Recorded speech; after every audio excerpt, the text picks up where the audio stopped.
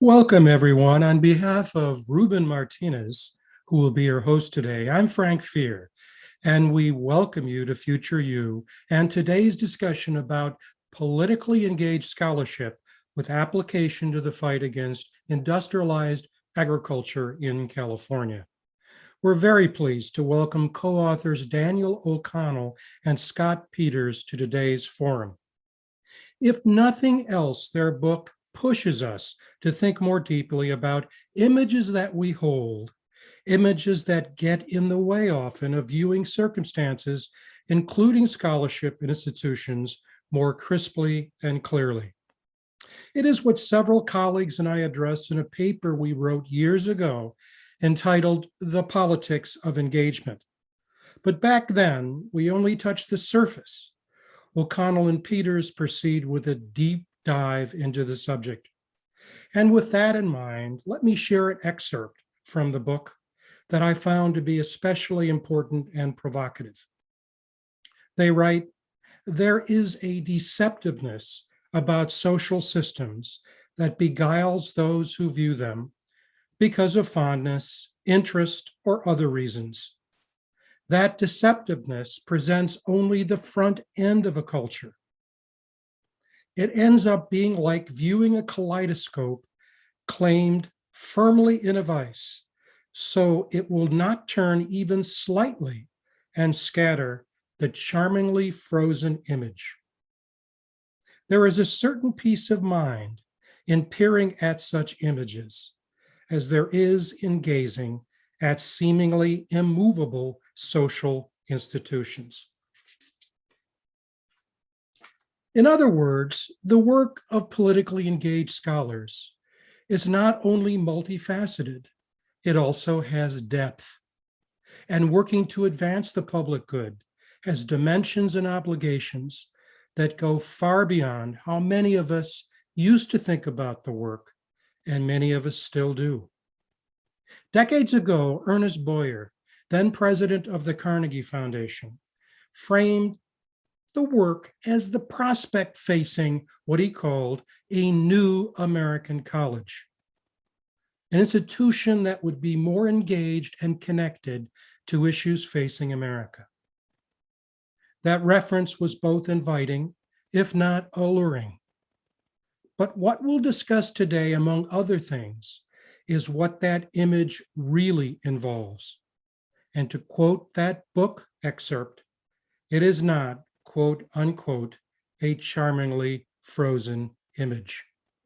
With that, here is my colleague, Ruben Martinez. Welcome to today's forum on Future You. I'm Ruben Martinez, professor of sociology at Michigan State University and the director of the Julian Zamora Research Institute. We have today a feature discussion on a book titled In the Struggle, Scholars and the Fight Against Industrial Agribusiness in California.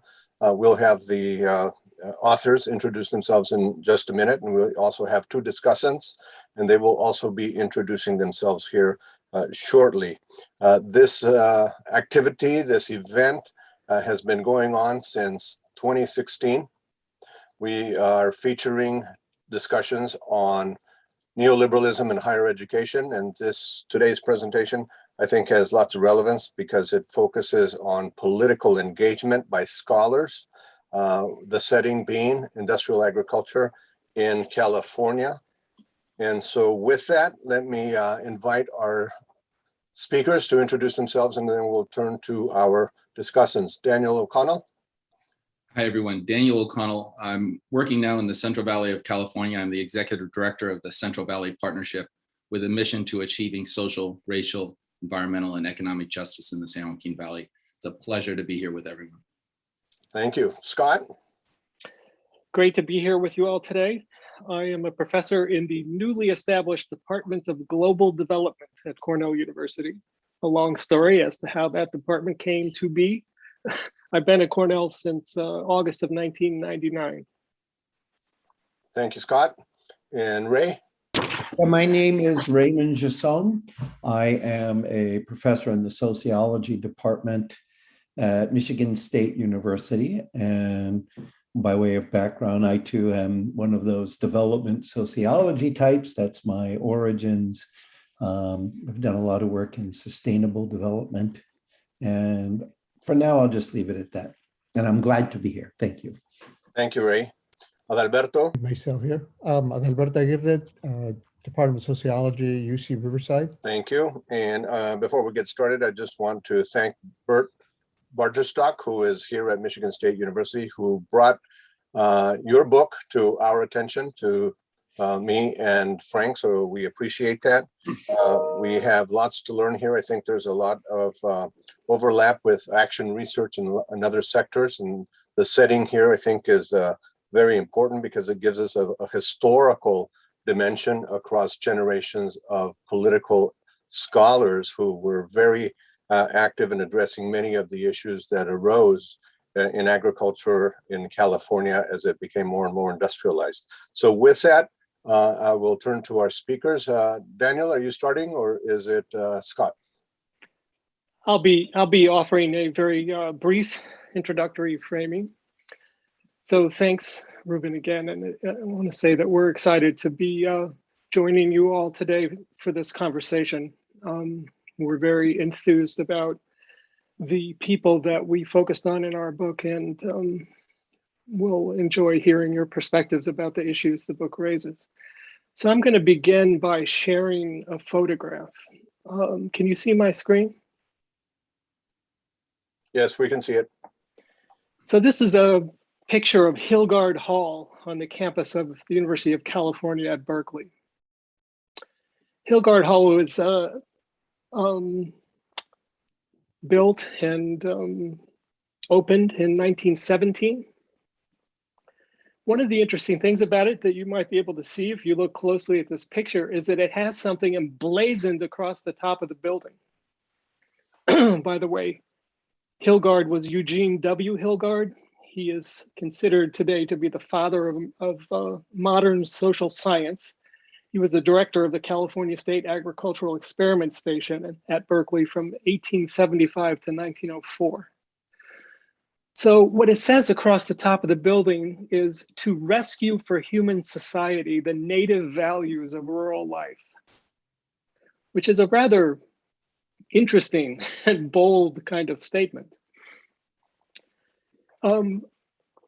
In John Thielen's book, A History of American Higher Education, there's a passage about that phrase. He actually took note of it in a chapter in which he's talking about the way in which American higher education kind of really exploded and grew in the early 20th century, which is when this building was established. So here's what Thielen has to say right after he quotes the phrase, to rescue for human society the native values of rural life. He says the following: that inspiring bit of public relations was misleading because the schools of agriculture at Berkeley and elsewhere were actually undermining traditional rural values with the research and development on technology and crop production that they undertook, often at the bidding of powerful associations of growers. So here with this phrase and this building, we have the essence of a drama. And at the very core of that drama is this idea of rural values. We could talk for a long time about what that might mean. But for Paul Taylor, who is one of the key figures in our book and who was a professor of economics at the University of California at Berkeley, the very essence and core of those rural values was the value of democracy. And by democracy, Taylor in particular was thinking of issues that had to do with equity and opportunity in society. So this book centers on that theme and really kind of launches from the sort of passion that people like Paul Taylor had for that central value and theme of democracy. So I'd like to hand this off now to Dan, who will tell the story of how this book came to be made through our collaboration. And then he'll also be talking about kind of the central lessons and issues, implications of the book. Hi, everyone. So first of all, I wanted just to recognize that so many people on the call today have been in this before I was even born in some ways. So I'm going to go over and how grateful I am to be here with you, and of course with Scott, who's been on this journey with me for quite a while now.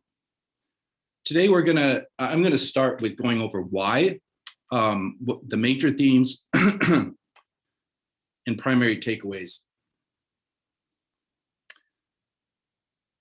This book is based off of a doctoral dissertation, and that dissertation is based off of my desire to be effective. You hear students in the book call for relevance. And as an activist, I had seen that I wasn't having much of an impact.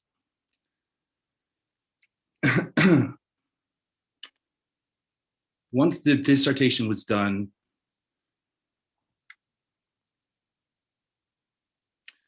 Scott and I realized that we had stories that couldn't be lost in time.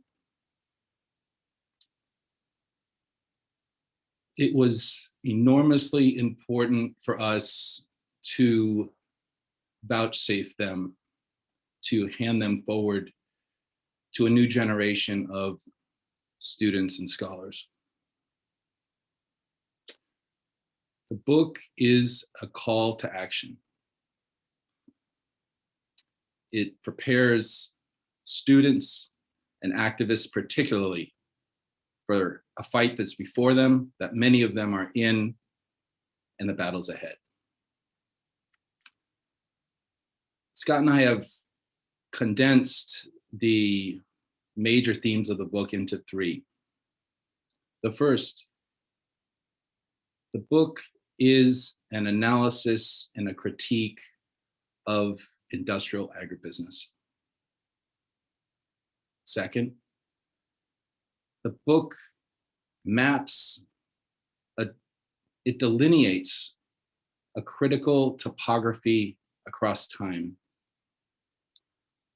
I've written it this way: it's a geography laid out in story and testimony, arcing over almost a century of sustained intergenerational research. We map it so it can be attacked, so it can be understood, so it can be engaged. I've been in it long enough, I just skip right to the attack, but the book will lay out the initial engagement, which was much more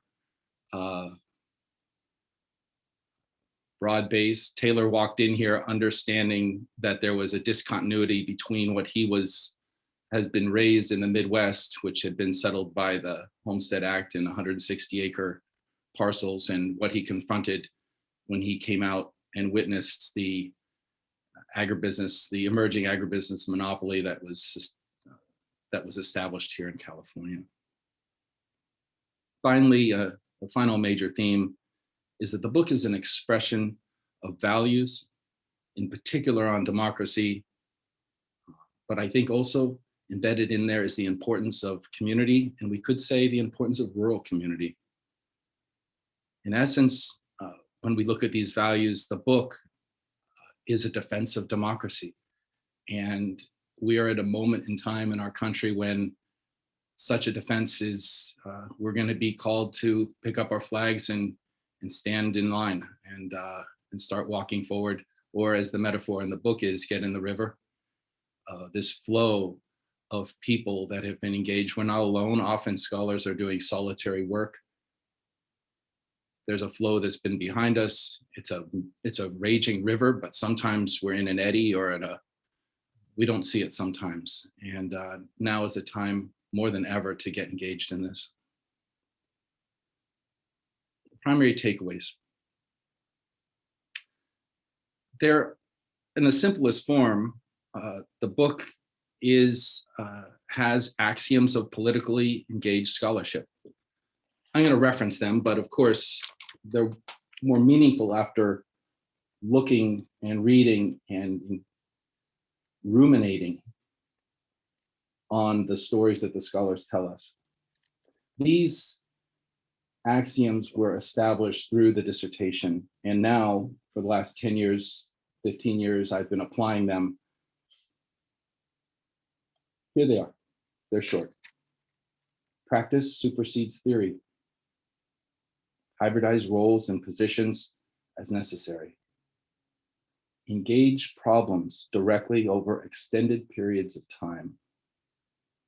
Hold, carry, and share truth. The next three I always think of as together. So the first, expect political reaction. Next, pressure indicates relevance. Pressure indicates relevance. And persevere through adversities. And the final few, leverage legal precedent and public process, design research to interrogate social problems, produce texts for varied constituencies, and enable social movements. A few final takeaways. We end the preface with this statement: contests over truth are wars of attrition.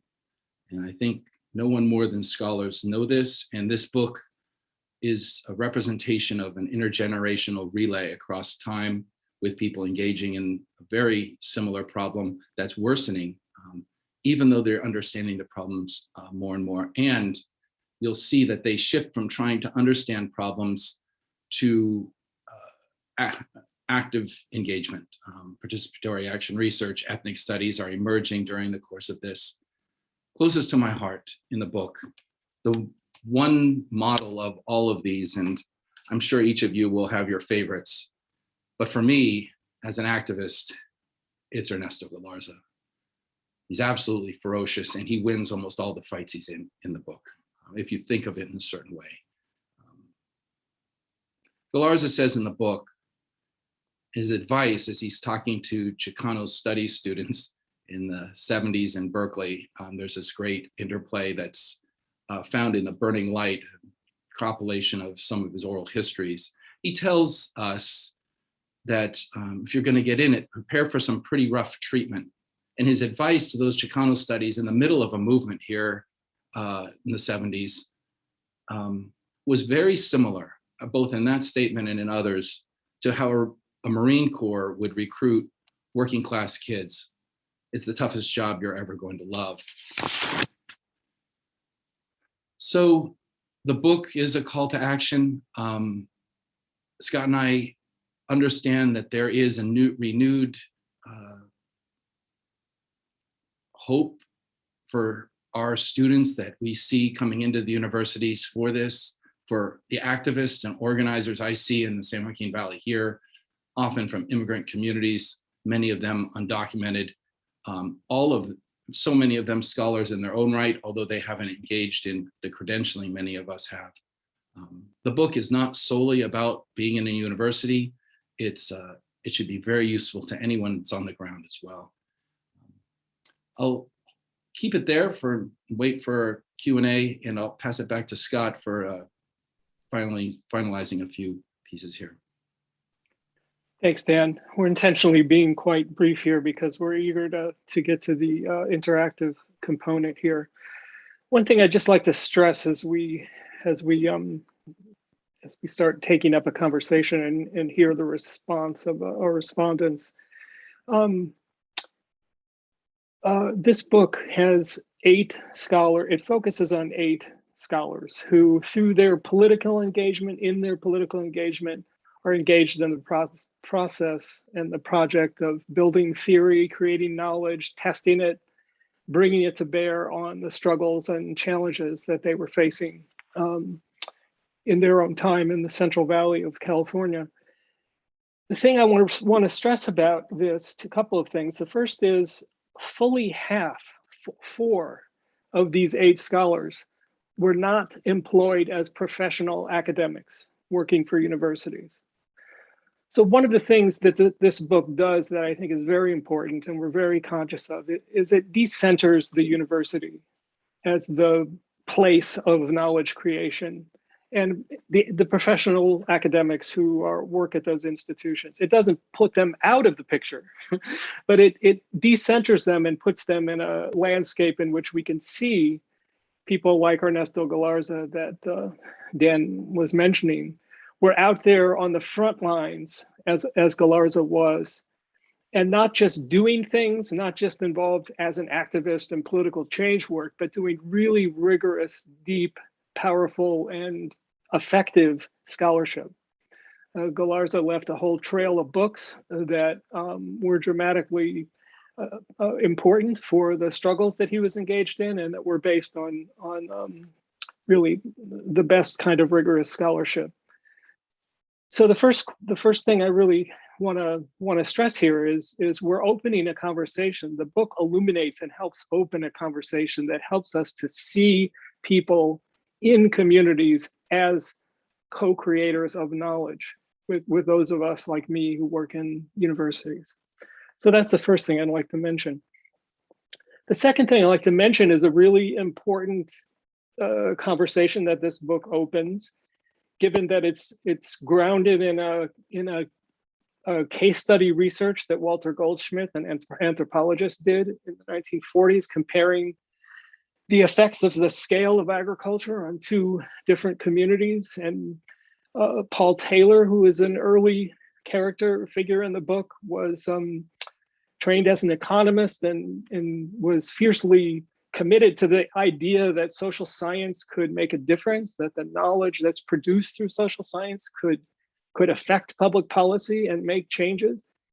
What's really important to see, and you'll see it in Paul Taylor's chapter in particular, in a line that he uses when he talks about his work. He says he still feels the heat of the pavement in Washington, D.C. So what we're seeing are scholars that are not just producing knowledge through their disciplinary methods and like Paul Taylor, who actually was quite eclectic. He was a 20th century transdisciplinary scholar. He ranged across a whole set of fields, gleefully pushing through the barriers and boundaries between them. But the point is, what we see in the book are scholars who are not satisfied with just making knowledge and publishing it. What we see are scholars who are joining with people in a whole set of different places in society to both create that knowledge and bring it to bear in the world on the challenges that people were facing. And that process is actually a process that's part of the scientific process, because doing that means you're testing the knowledge and you're refining it out of those experiences. The book ends with a young woman who has just finished a law degree at UC Davis, who is entering into the work of battling big water districts and the politics that surround a lot of the issues that people are facing in the Central Valley of California still, which resonate well beyond that Central Valley. And she is an example of a scholar who is not an academic professional, who is making a path in the world through organizations and work that are outside the university and yet still scholarly. So that's another dimension of this conversation that we're interested in kind of talking about as we think about the work of politically engaged activist scholarship in the world and what we see in terms of opportunities for that to be making a difference. So I think we can end the presentation there and invite the respondents to join us at this point. Thank you, Scott and Daniel. Ray, do you want to get started with your comments? Sure. And boy, it's going to be difficult because it'll be easy to go on and prattle for much too long. But first, I want to say I really enjoyed the book. And I thought it was fun to read because it was a sort of a unique style of book, because it's trying to present what I would call the voices of a lot of these important actors that Daniel and Scott, well, they talk about in the book, they write about in the book, and they've hinted at today. And I think that's it's refreshing, and it was fun. And hopefully for a lot of students, and we're going to assume that many are watching this video, will find engaging and maybe even empowering. So I think that's very, very cool. So I want to compliment you on the book. And I do that in part because in all these discussions, we begin talking about different things, and I'm not here. I certainly don't think this is a poor book or here to criticize it in the sense that, it needs to be thrown out. I think we should build on it, right? So my comments are directed towards building. I guess one of my thoughts, especially as I'm listening to the presentation, talking about being an activist scholar, I have a lot of thoughts about that. I do think we have, especially let's say in R1 universities, we have a challenge. Over the course of my career, I've seen how it's becoming more and more difficult to be an activist scholar, at least if you're based in a university, right? I'm not talking about folks like Daniel maybe, but I think it's become increasingly difficult for some very important structural reasons. And of course, what's happened is that a lot of scholars, particularly in university, don't look at their structure anymore, which is kind of problematic, I think. But so I do think there's a challenge here. How do we re-engage, R1 university folks in the world? I'm not sure I would go as far as to say that practice should supersede theory. I'm one of those who were brought up on the theory and praxis model, the old theory and praxis model. I think they should inform each other. As a matter of fact, I think it's really interesting, at least in the social sciences, in the academy, I think we've become more and more, or comparatively, atheoretical over the past several decades. And I think you could make a reasonable argument that's because although people are collecting data, they're not engaged in praxis, which is not the same thing. And that would be an interesting discussion to have to see if people agree with that or not. But I do think there's something to be said about that. On the flip side, I also think there's something to be said about what kind of theories are we talking about? And I think one of the challenges over the past decades that maybe the book doesn't talk about as much as I would have liked it is the challenge of different theoretical traditions. And in part, you guys mentioned that very important rural sociology meeting that took place, I want to say it was 78 in California, might have been 77. But one of the real significances of that meeting was that up until that time, folks who considered themselves to be populist critiques of agriculture and the system, and those who were much more radical in their critiques, was the first time they came together. And in part, what drove them together was the farm crisis in the Midwest, which is an interesting phenomena. But there's always been this tension, I think, and not just here. I've seen it. I do a lot of international work. I've seen it in Europe. I've seen it in Asia. There's a tension between whether or not we're trying to fix the system or replace the system and that simplifies a lot of the discussion. And I think we can have interesting discussions about that. I think there's room for both, shall we say. But I think we need to always be cognizant of that, because then it helps us focus on what some of the real struggles are, what some of the real problems are. And as part of that, I'd like to end with the following story, because I think we need to broaden discussions in many ways.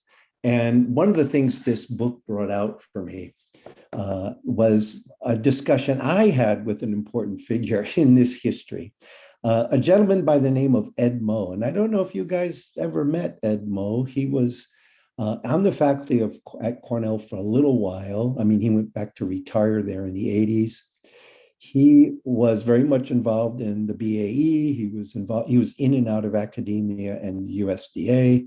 And I remember speaking to him once about the Goldschmidt thesis and how the work on the Goldschmidt thesis undermined politically the ability of rural sociologists to do more work, et cetera, et cetera, et cetera. And he became very flustered.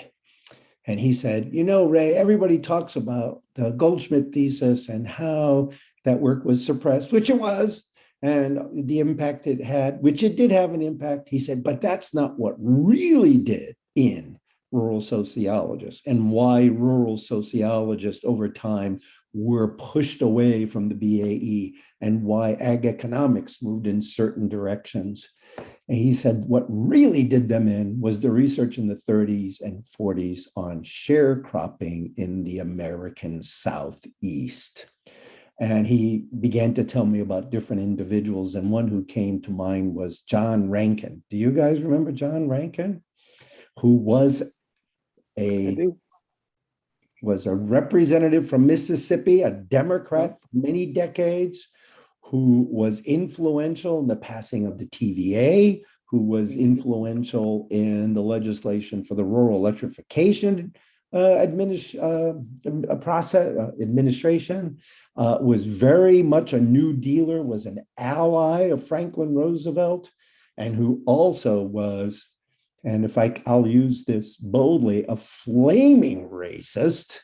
He was part of the Democratic group the Democrats who would not support the elimination of the poll tax in the South. He, amongst other things, of course, he was an anti-Semitic. He also proposed after the war that Japanese Americans be denied American citizenship. So, you know, for Rankin, people like Isao Fujimoto should not be American citizens. And he was also one of the founders of the House Un-American Activities Committee. So then it brings a question of what does it mean to be a rural populist, right? And this gets us back to theory and so on. But so I think there's lots of things going on. I guess for a lot of the listeners, what it means is there's a lot of places for struggle. There's a lot of places to do work. There's not just one issue. There are multiple issues that are interconnected. And I think one of the problems for scholars and activists and scholar activists is there are so many things to work on. It's hard for us to get coordinated.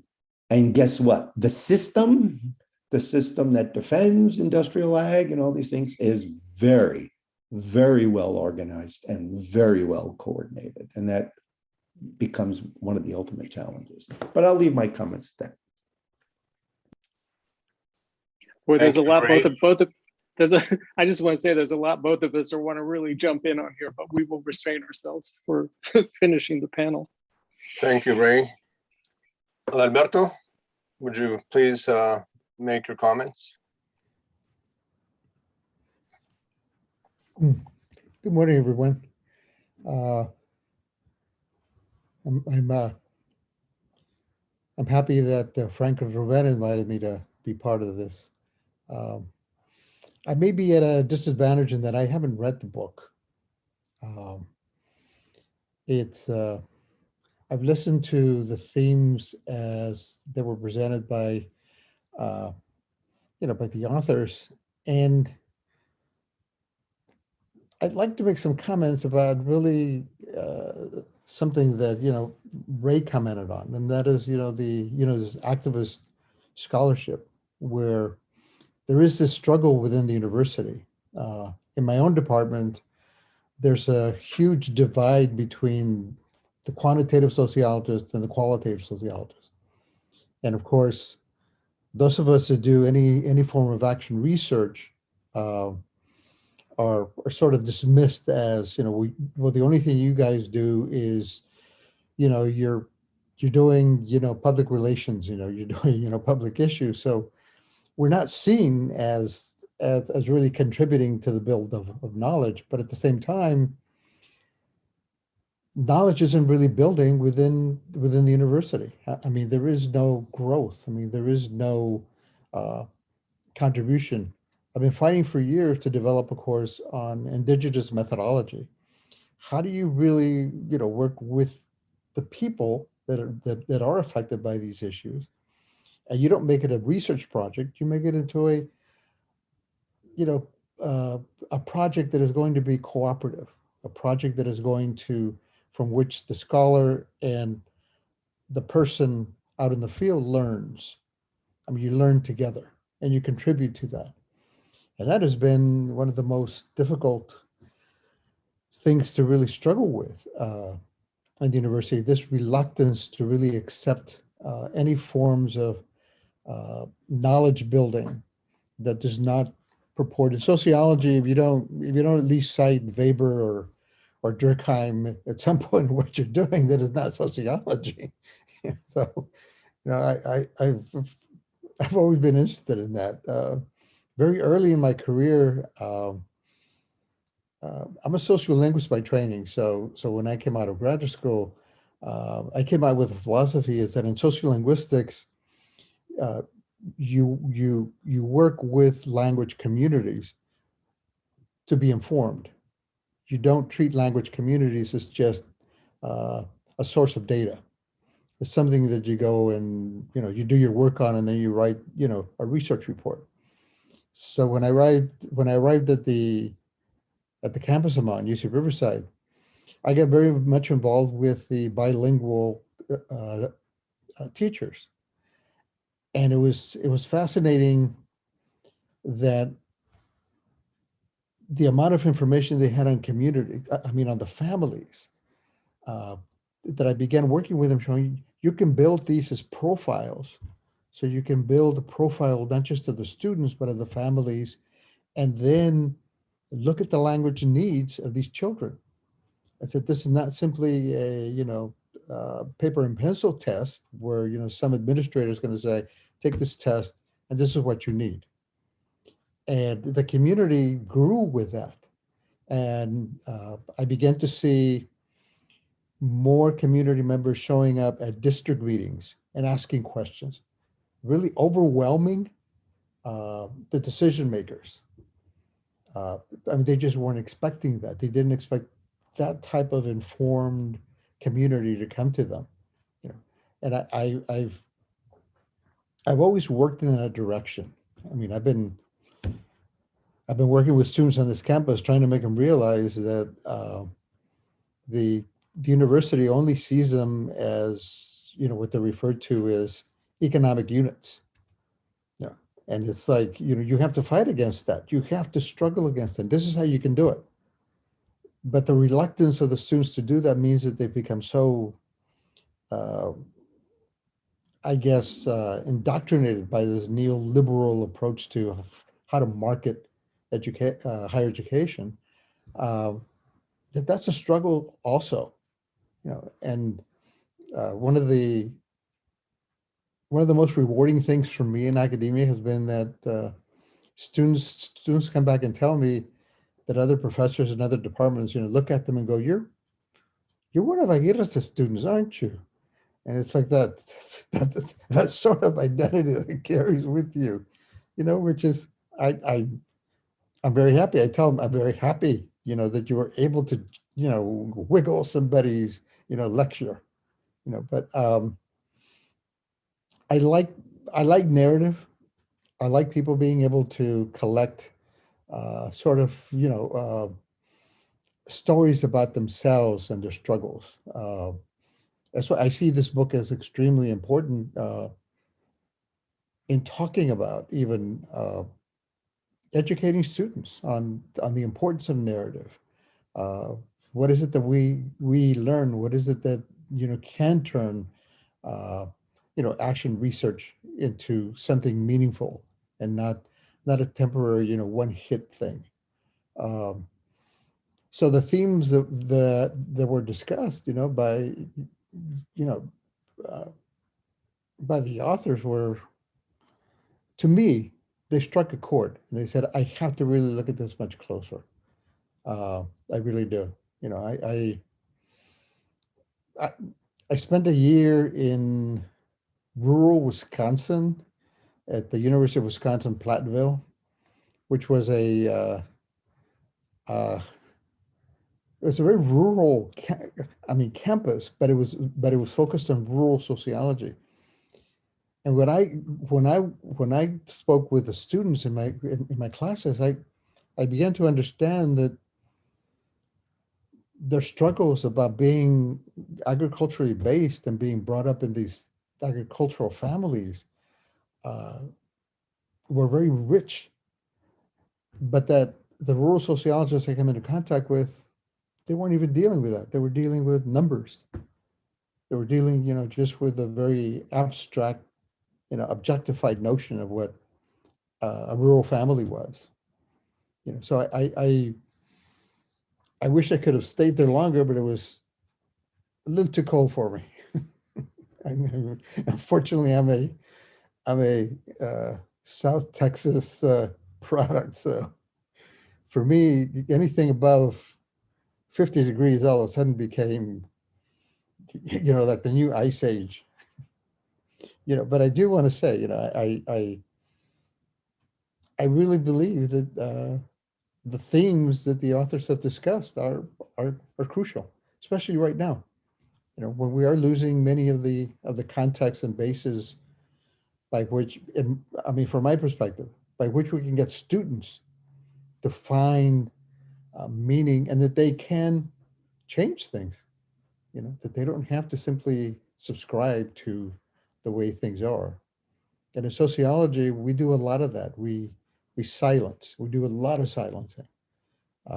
We don't encourage any community involvement that might result in helping a community, helping families of a certain, socioeconomic standing, or, families of color.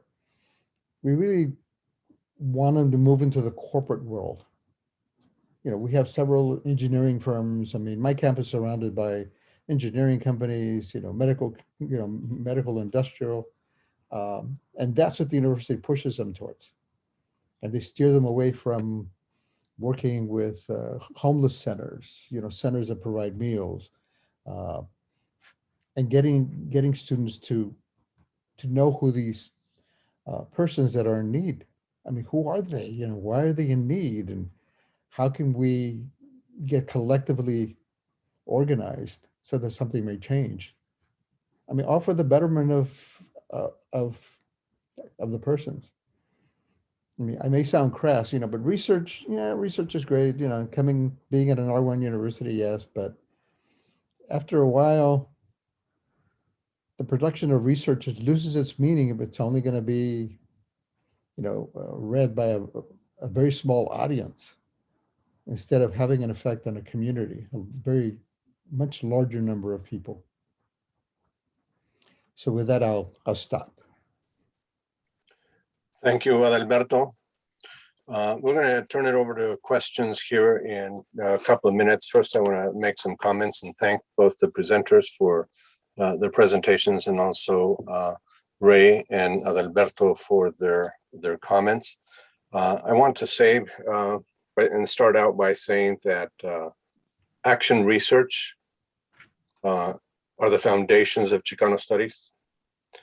We knew from the very beginning that if we didn't work with our communities to improve their lot and to shed light on the kinds of forms of domination and oppression that were taking place, that we really needed to be either outside of the academy doing that work, or forcing this kind of work within the academy. And I like to say that Julian Zamora, who's provided the namesake for the institute that I run, believed that the ivory tower needed to stop being an ivory tower and actually work in the community and address the needs of communities.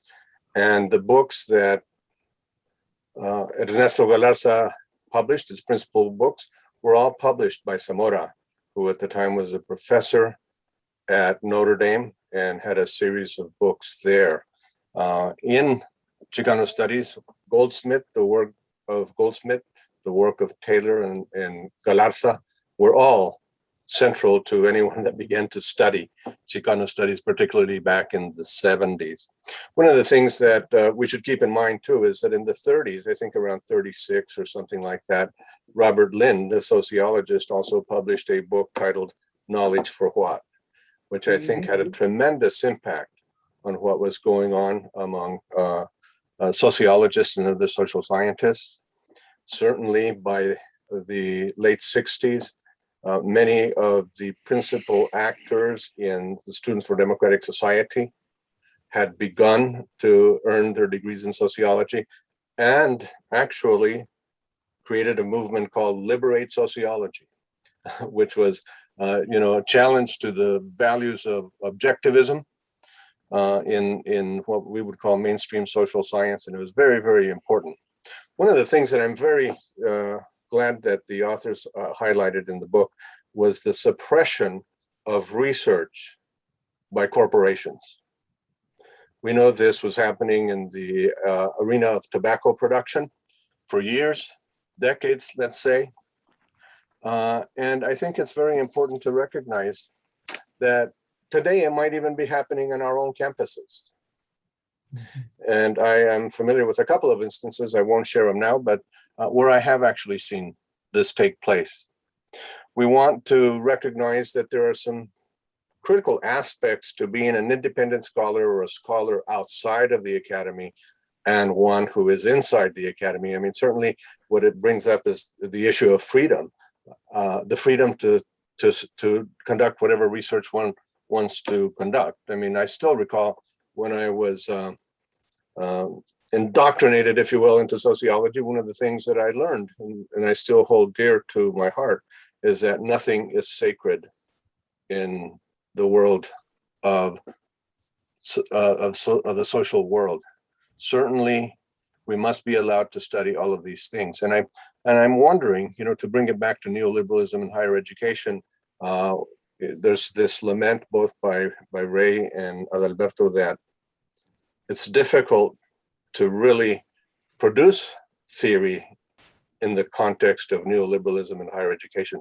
Corporatization of the academy has led to a set of metrics where we are forced to keep our noses to the grindstone so closely and to be writing proposals and bringing in grants and publishing, that there's no time to think more broadly about what is happening. It takes time to think about the large-scale trends that are happening in our society, and it can't be done if we're cranking out 2 or 3 empirical articles and so on in short order, regularly, all the time. I think that's part of the problem. We also need to think about the current assault on academic freedom today. The authors highlight that the book is about democracy. Well, democracy certainly is under attack today. And we must recognize the academic freedom is grounded in the freedoms provided by democracy. So if democracy is under assault, so is academic freedom. And we know with the attacks on critical race theory and so forth, that there is a direct attack on academic freedom. So I just want to be able to bring out those aspects of what comes to mind when I take a look at the book and think about these things, and to try to bring it to our present situation, because really these are some of the things that are taking place. But having said that, I would like to open it up to questions, and maybe I can kick it off by asking the first one. There's a good emphasis on the struggles over water rights that were taking place back in the early part of the 20th century, particularly in California.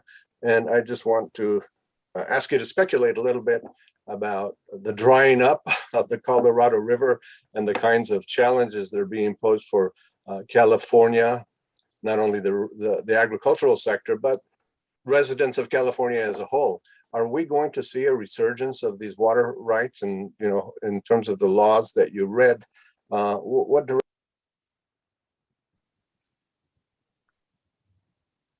I think Ruben dropped off there for a moment. Before answering the question, Scott, can you hear me? Yes. Yeah, I can. Ruben, you dropped off there at the end. Yeah. Did you want to finish your? No, I'm good. Go ahead. Before your important question, it's very pertinent.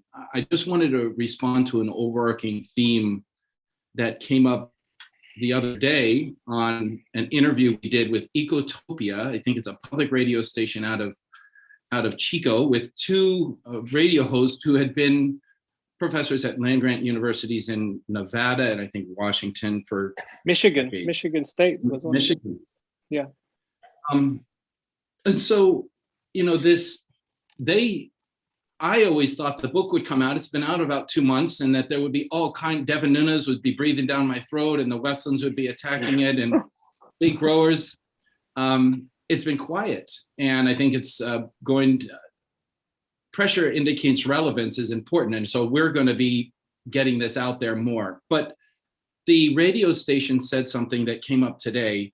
They were alerted, along with issues that you're bringing up, Ruben. They said, wow, you stated right off the bat, practice supersedes theory. So I think it's important I wanted just to address that here with this mostly academic audience. First of all, it's just important for me to say that I'm in active solidarity with the oppressed. And that I think, for reasons stated by Ruben and Raven and Alberto, that scholarship, a lot of meaningful scholarship is shifting to the ground, and that it was always there it was always there. The testimonials of the working farm workers are a form of scholarship and an effort to understand, make meaning and understand their world. I would say for me, a scholar, a good example of a scholar is Antonio Gramsci, along with Ernesto Galarza. And Ernesto Galarza, like myself, resisted going into the academy for reasons that have been stated here today, perhaps. He took his first job after finishing at Columbia as a farm labor union organizer in the Valley here. My response to our response on the radio show the other day was, what does it mean when we say practice supersedes theory?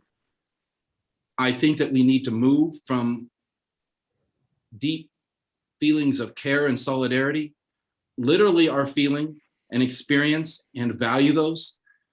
You can't think your way into a fight. And if you do manage to do that, which introducing theory to your students first, will it be enough to sustain them when they're getting hammered, either in your institutional context or even worse, what they're going to face on the ground?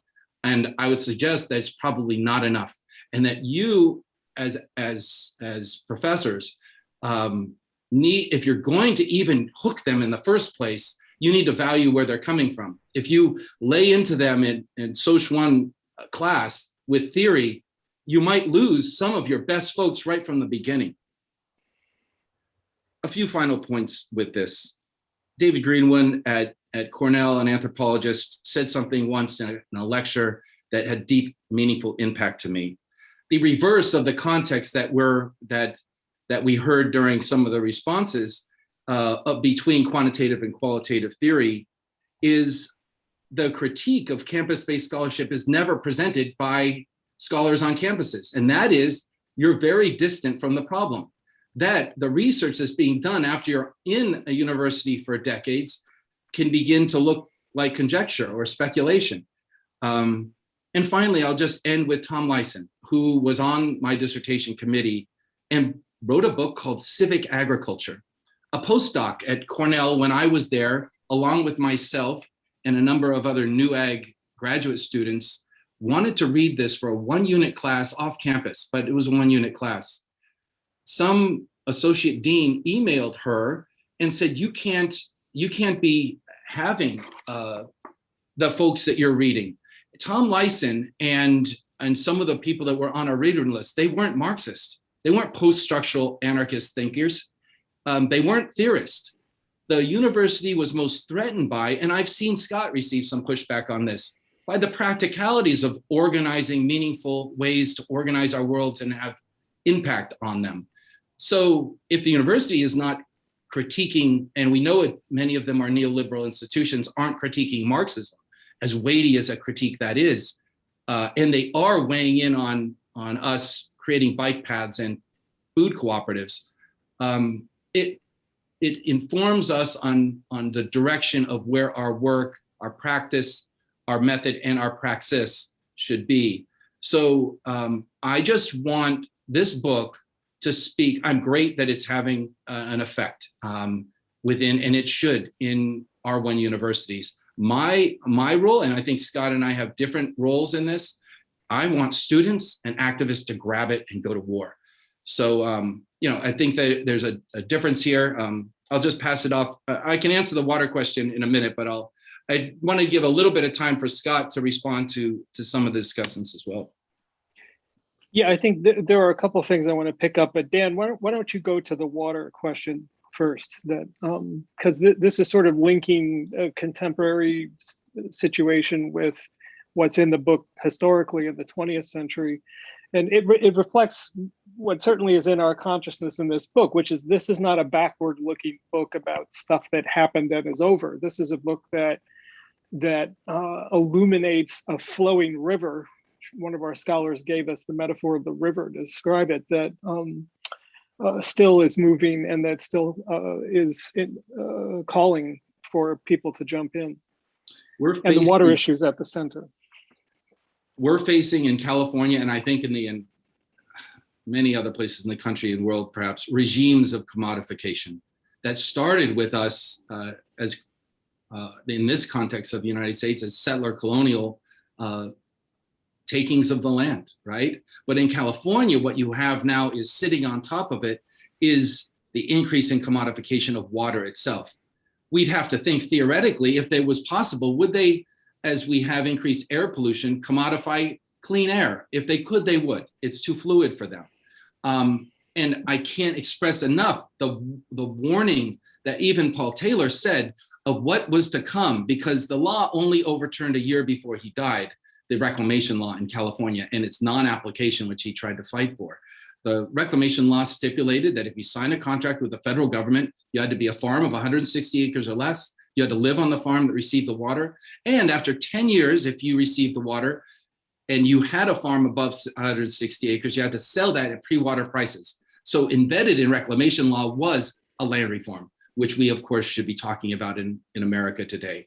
But Paul Taylor warned us at the time that if a commodification of land is then reinforced with the commodification of water, which in California they are, water rights are accrued by property ownership, we would be in for a very tough time. And I'd say Walter Goldschmidt's warning of as you sow has arrived, supercharged here in California. And on top of that sit other forms of discursive and active oppression. Of course, we know these are active along racial lines. So I just would say that maybe in a practical sense, to answer your question, Ruben, the entire federal bureaucracy of the Bureau of Reclamation in the Western United States needs to be revisited in a time of climate change and increasing drought. And I hope that the Biden administration would take some lessons from FDR and just look at whole federal bureaucracies that need to be reimagined, not just along environmental lines, but along equity lines. Our book stipulates that a democracy will crater or erode if there isn't an equitable economy. And that is what we have in the United States. And you lose the civic ability of rural and regular folks to engage. What we have here in the San Joaquin Valley is a form of neo-feudalism with water districts apportioning votes by per acre value rather than one person, one vote. This is the Westlands Water District, which Bernhardt was the chief legal advisor to and went on to be Trump's Department of Interior secretary. So a lot of the problems that originated in the Valley continue to animate from here. Devin Nunes is from here. The Speaker of the House is from here. And these institutions that are, I would say we have a form of active feudalism happening in the San Joaquin Valley that has spreading to other places or has. And we have to nip it in the bud here in progressive California, in a region that's organizing along multiracial, intergenerational lines, and then engage in places like the Midwest. I'll get off my soapbox there. Thank you, Daniel. Scott? I was just thinking as Dan was laying that out, sort of back to the three themes that this book engages.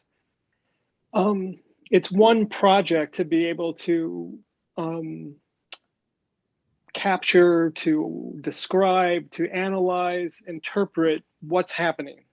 So what is happening with the commodification of water, with the water ownership? There's a history there. There's a contemporary set of struggles. one piece of the work is that scholars have been interested in doing is simply to study that as to what's happening and to document. We see Ernesto Galarza doing this in relation to the Bracero program in his work and in the chapter on him.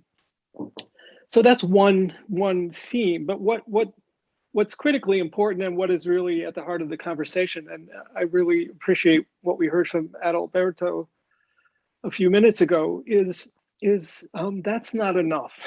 Is that needs to be combined with an organizing strategy, a set of tactics that have to do with the significance of the knowledge and the theory that's being generated through that scholarship. And this is where, back to Adalberto, I was hearing, this is actually the realm of satisfaction and meaning and significance. It's just to keep piling up knowledge, as you know, the old metaphor in the academic world of building knowledge brick by brick. And you know, sociology certainly played into that through the positivist move. That in the end isn't humanly satisfying for a lot of people. And it's also not enough. It certainly doesn't do what it's emblazoned across the side of Hildegard Hall, to rescue for human society the native values of rural life. I mean, it doesn't do that. So the second piece is, how do we bring knowledge to bear on the struggles that people are facing? What's our obligation? What's our responsibility? Dan mentioned David Greenwood, one of my colleagues at Cornell, who's now retired.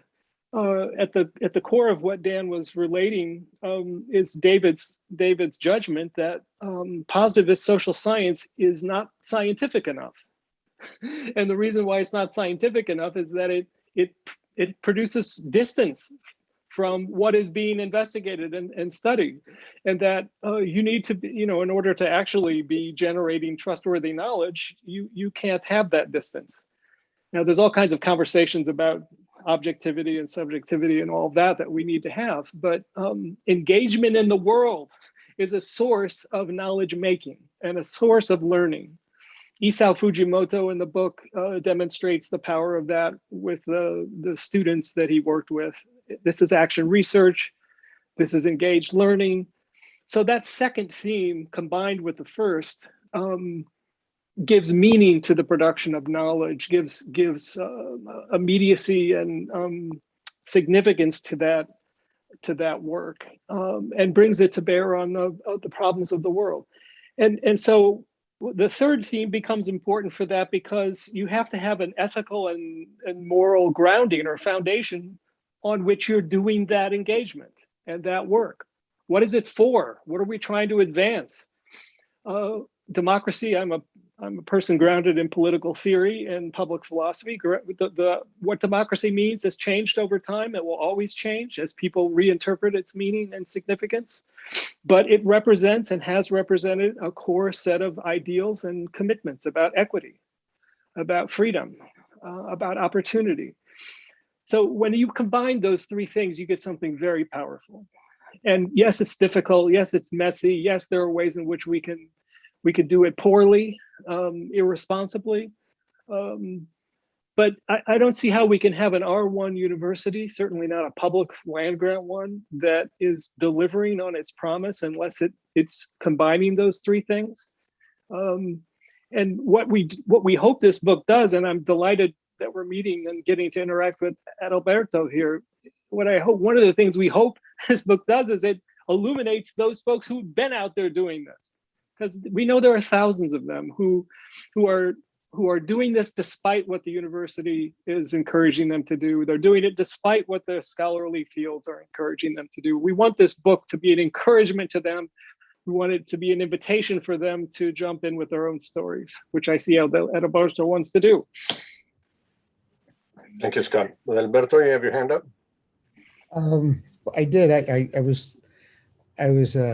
mean, both of Dan's and Scott's comments were really energizing in a way. When I was an undergraduate at UC Santa Cruz, I was close to.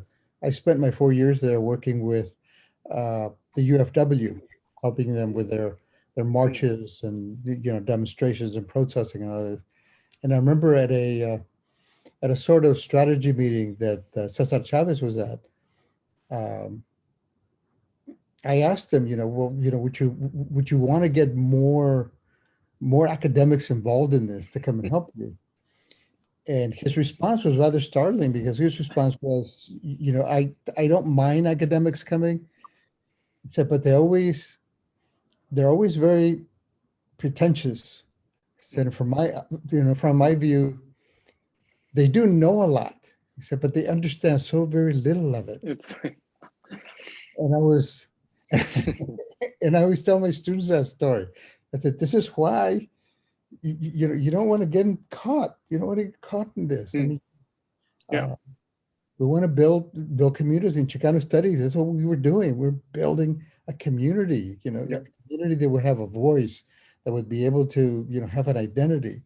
But academia, I mean, Scott is right. Academia is, it's a very, harmful mistress. I mean, I hate to use that metaphor because people are going to come at me for it, but it really is. I've been fighting for all of my years on this campus, and as Ruben said, not only does corporate America, silence you, but so do your colleagues. Yeah, and they can do it in ways that people don't normally think about that. They do it to you in merits, promotions, and so forth. I mean, they come down.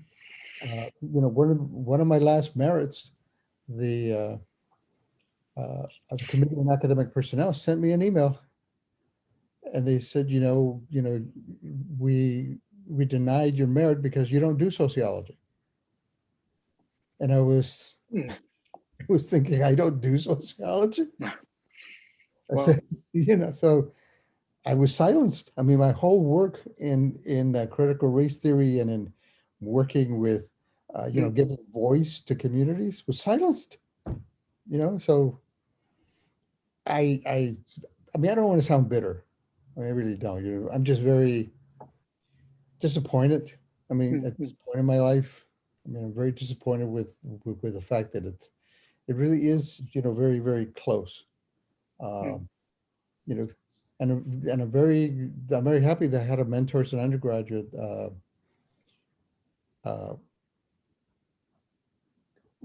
that taught me in a community studies course the value of community study, and I was always very grateful to Ralph Guzman for doing that.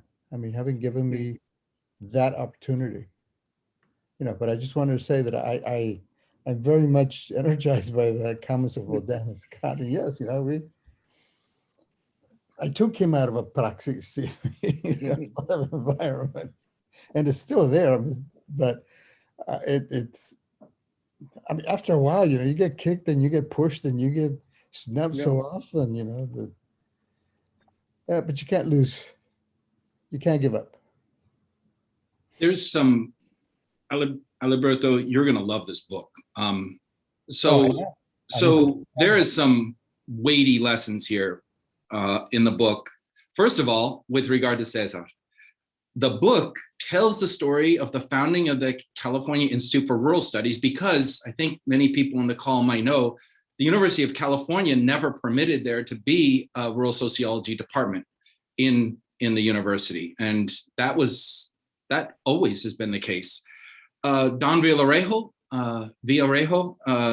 recognized this. First of all, he wanted a research arm to the farm worker struggle, and he went to Cesar. And the book tells the story of him doing exactly what you did. Cesar, you need a research arm. These are complex businesses you're negotiating with, et cetera, et cetera. Cesar Chavez turned him down, and he then starts the California Institute for Rural Studies as basically, Scott and I say, is a de facto rural sociology department until the applied behavioral sciences get started, which hires Isa Fujimoto and Dean McCannell to do rural sociology. And they were rural sociologists coming out of Cornell. The department was founded by Orville Thompson out of Cornell's education department. But there's two other little notes just for Aliberto. First is Isao Fujimoto got hired by UC Davis as the first rural sociologist to be hired. And he hadn't finished his dissertation.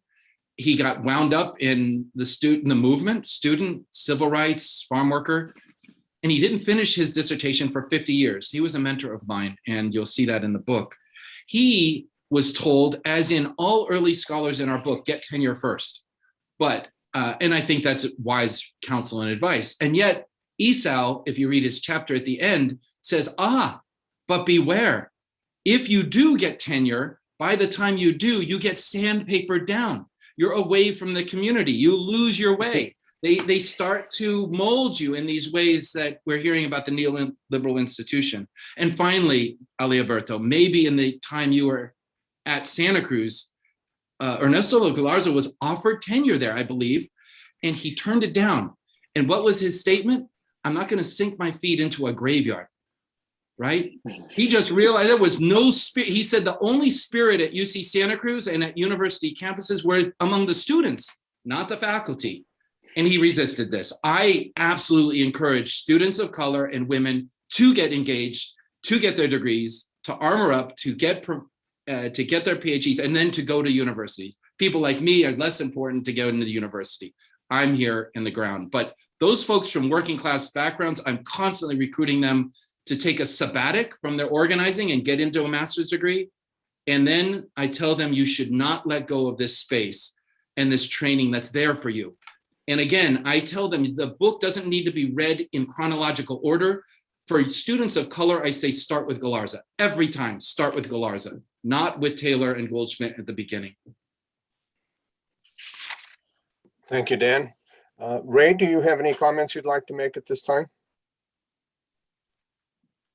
Well, I'm kind of loath to, only because I'm wondering there could be questions from elsewhere in the audience, and I don't want to interrupt that time. But I'm just enjoying this discussion, and I'll just say one quick thing to Daniel. I certainly don't have a problem with the activism leading the scholarship, and I'll just leave it at that. And that's more for a fun discussion later. Right. Thank you. Jim, I'd like to turn to you, see if you have any comments or questions.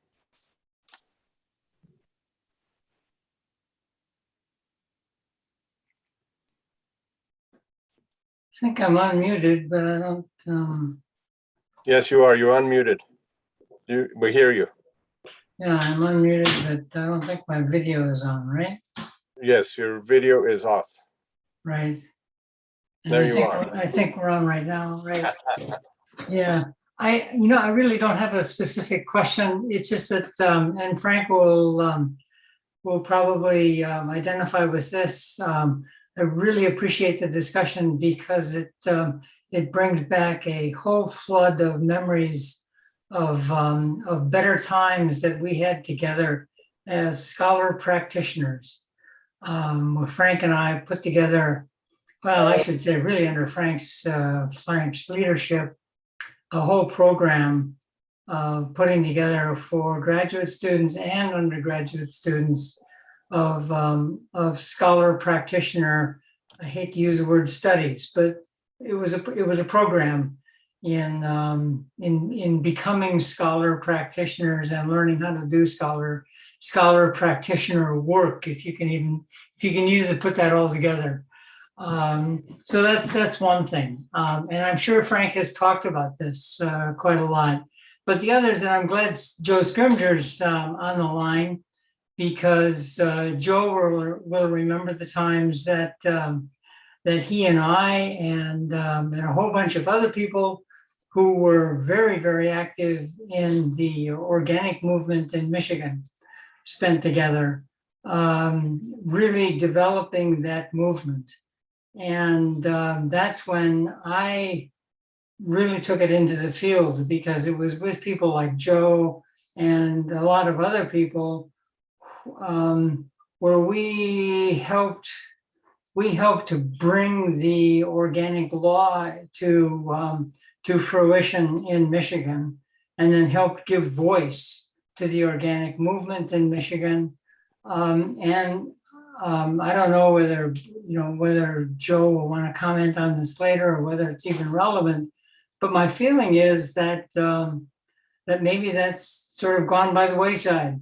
I don't think that the organic growers are as organized as they used to be, but at one time they were really quite mobilized, and there was quite a movement around the state and in different parts of the state, in different regions of the state, and it was really quite exciting. So I'm really responding to this and thinking, wow, this is all part of a history that I lived at one point, and as being an active scholar practitioner myself, I'm kind of regretting that I'm sitting on the sidelines these days, but I guess, time goes on, right? So thanks a lot for inviting me to participate, and I've really enjoyed this. To get out and get the book and participate that way. Thanks. Thank you, Jim. Joe, give you an opportunity to make some comments. Okay, good. Well, I appreciate everyone's comments. It's good to have worked with Jim and Frank. There was another sociologist by the name of Laura DeLynn that in my history growing up on a small dairy farm and we raised Navy beans as sort of the cash crop. But Laura DeLynn got me to understand what local food meant. And then I've went a little farther with that, but I still deal with commodity agriculture because it's there. Hard to change that. So I guess I could expound more on organic, and what Jim said is very real. I mean, things have happened, but I'm going to use an example. Growing up on this 30 cow dairy, and my wife grew up on a 40 cow dairy in the Thumb. And we've watched the change over time. And recently, dairy has went in Michigan, to the 3,500 cow routine with liquid manure and hired immigrant help to milk those cows. Quite a change, and I think it does relate to what's happening in California. But I'm just saying that's been quite a change to our community, because dairy farms were the easiest farms to do organic farming on. But what happened in the last few years even affected organic dairies, and it affected their livelihood. And it's not over with yet. So I heard somebody make a statement, I don't know what it was, here just a bit ago. I looked back at my notes. I mean, I just sort of semi-retired and sold a farm because when I was on the farm, I was so busy that I couldn't address some of these issues, and they need to be addressed very seriously. So I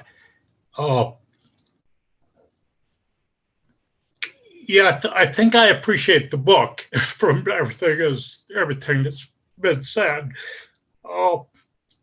So, and I apologize, because there's economics, there's health, there's water in having water, but understand in Michigan, we're blessed with water. But I'll finish with my grandchildren can get access to good food if they so choose. And I worked on that so that they could. But if they don't have good quality water, they don't have much in the future. And in Michigan, we're blessed with the water. But if you know what's happening in Lake Erie and beyond, in Saginaw Bay, I used to fish Saginaw Bay in the winter for a break, ice fishing. So anyways, with that, appreciate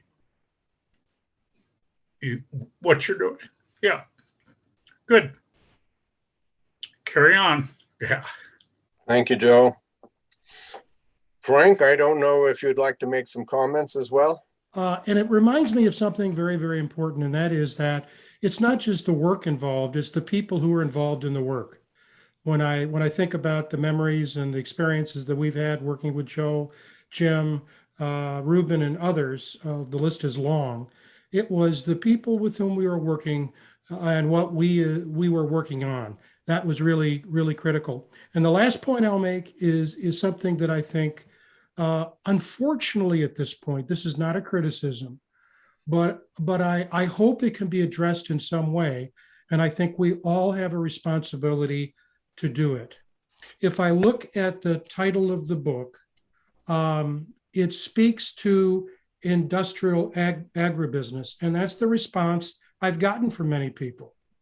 But if you keep the title In the Struggle, Scholars and the Fight Against, and then fill in the blank on industrial agriculture and fill in the blank on California, what you now have is a phenomenally broad scope, not only of people, but of issues, of places, of problems. You can fill it in any way you want. And the book speaks, in fact, as Ruben knows, I went through the book and pulled out 3 pages of quotes that I think stand really, really well, very strongly, whether it's industrial agribusiness and the work of those 8 scholar practitioners, politically engaged scholars, or in some other domain. And that's powerful. And so what I hope is this book will become a staple literature in the engagement field, and that other scholar activists, politically engaged scholars, will pick up the book and say, we need to read it because it speaks to us. Thank you, Frank. Well, Dan and Scott, I'd like to give you an opportunity to make some brief closing comments. Yeah, let me just say, Dan, Frank, we wish we would have had you in the loop when we were crafting the title of this book, because we certainly both completely agree with everything you just said. And you know, the fierceness of the focus on industrial agribusiness is visceral in California. It's visceral in the historical arc that the book covers. But as you rightly say, so many things are included in each of the 8 scholars that range well beyond in what we might think of as industrial agribusiness. So it's I thank you for making that observation and that comment. And it's too late to change the title, though. Thank you, Scott. I'll finish up. First of all, Joe, I wanted you to know that this book is for farmers. We didn't mention that early enough. When I finished the dissertation's getting done, I'm living in Visalia, which is in Tulare County, now past Fresno, #1 ag county in the United States. I went to Ray Malikian and I handed the book to him. Ray Malikian was a World War II fighter ace, Armenian descent, and a medium-sized farmer. He probably had almost 1,000 acres, but that was a small farm now, even 50 years ago in the Valley, or medium size. I gave it to Ray in his retirement. He read the dissertation. The dissertation's in narrative as well. It should be accessible, but the book is easier. Ray finished, and I was a bit on tenterhooks as I sat down in his living room. He's the real deal. I mean, the World War II generation, fighter, warrior, a farmer, and a gentle, humble man. And his response was very simple, and it's in the book. Every farmer should read this book. And by the way, when I say farmer, farm workers are farmers. It's just because of the racism in our society that we have 2 words for that, right? And we know from the Mexican Revolution and from Paul Taylor in this book that democracy, the workers, the working people that have their hand in the soil should be the vested owners of the land. I'm very concerned about the economic consolidation that's happening in the agricultural economy. You know, Joe, one of the things for a longer conversation is the consolidation and industrialization of organic production. So I just wanted to so Joe, thank you for a lifetime of feeding all of us and for joining us today. The book is now out there. its metaphor that Trudy gave us in her chapter of the river, of water, and how water acts on things. Water is very powerful, but it also has this way of getting into the interstitial spaces and opening them up. And the book and its truths, it took 20 years for me and Scott to get it out. It's 100 years of academic engagement. We have not won this fight, and this is an existential fight for our democracy. And now a lot of environmental and climatic issues are playing out that farmers will play a key if we're going to resolve them. And so I just hope that the book isn't necessarily potentially a tidal wave. Maybe it's just doing that slow action of corroding structures that need to be corroded, of eroding away spaces that are formidably oppressing us, and bringing life waters to young people of color, to indigenous folks, to women, to Black farmers, to small scale family farmers. And we will see now, it's out there. This is the first kind of academic conversation that an audience we've been engaged with. I'm so grateful for all of you and your work, and thank you for hosting us today. I do hope, as Frank mentioned, that the book now will do its work. Knowledge itself, of the discursive force of truth. Gandhi's movement was called Satyagraha. He translated that into English with either soul force, with Martin Luther King used, or from Sanskrit, truth force. We as scholars push forward truth force. And so I hope the book helps oppressed folks make meaning and make change that benefits their lives. Thank you for having us today. Thank you, Dan. In closing, I'd like to say that I really appreciate the work that the two of you have been doing. I have been part of a national conversation over the last year on working landscapes and the way by which campuses engage communities. Some of the factors that have been brought out have to do with the purpose of the research. It's oftentimes not aligning with the community needs and community interests, and also with the forms of engagement, right? Do we just use them as sites for research, or do we engage them in co-creating knowledge? And what is the role of power? There's a disproportionate amount of power that we as scholars, academic scholars, bring to the community. We select the leaders, this, that, and the other thing. And so it makes a big difference in terms of how we work with them. And also we need to understand that there's a great divide in terms of epistemic distance between the knowledge and the forms of knowledge that the community has and that which we bring to the community. So I really appreciate the work that you've done. We've talked a little bit about Galarza, and I mentioned that it was Zamora who published his work. So what we had here is that we had an independent community scholar working with an academic scholar. And what we have here today too, with Dan and Scott, is an independent scholar, community scholar, and an academic scholar. And I think that we need to promote bridging that gap, not only among scholars, but with our communities. So I really appreciate the work that you've done. I want to thank everybody who has contributed to the discussion today. And I want to thank everyone who joined us on YouTube in listening to the discussion, and hope that they will join us again sometime in the near future. Thank you very much.